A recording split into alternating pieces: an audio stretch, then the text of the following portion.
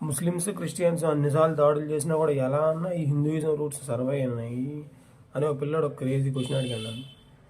Then I replied him like this, అరే చిట్కన్నా, ఇప్పుడు ఒక రిలీజన్ ఒక పుస్తకంలో ఉందనుకో, దాన్ని కాల్ చేస్తే దాని పని అయిపోద్ది. లేదా కొంతమంది మాంగ్స్ వాళ్ళ చేతిలో ఉందనుకో, వాళ్ళని చంపేస్తే పని అయిపోద్ది. అదే టెంపుల్స్లో ఉందనుకో, ఆ టెంపుల్ కొట్టేస్తే పని అయిపోద్ది. బట్ ఇక్కడ మన జనాలు సనాతన ధర్మాన్ని ఫాలో అవుతున్నారు. అది వీళ్ళ జీవన విధానంలో భాగం అయిపోయింది. వే ఆఫ్ లైఫ్ అవ్వడం వల్ల ఏమైంది, వాళ్ళకి తెలియకుండానే ఫాలో అయిపోతున్నారు అనమాట. దీనికి ఒక ఎగ్జాంపుల్ చెప్తా చూడు.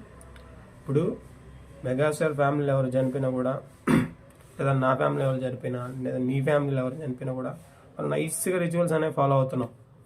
మన తల్లిదండ్రులు ఎలా అయితే ఫాలో అవుతున్నాం, మనం అదే చేస్తున్నాం. తర్వాత మన పిల్లలు కూడా అదే చేస్తారు అనమాట. సో ఈ సనాతన ధర్మ బ్యాక్గ్రౌండ్లో ఉండే ఆ ట్రూత్ బేస్డ్ సైన్స్ ఏదైతే ఉందో దాన్ని ఫాలో అవుతున్నారు జనాలు.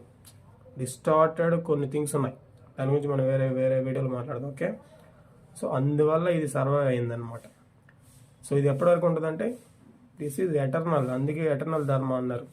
స్పిరిచువాలిటీ అనేది సోల్ బేస్డ్ కాబట్టి that is eternal. No one can touch it and that is useful to everybody. Got it?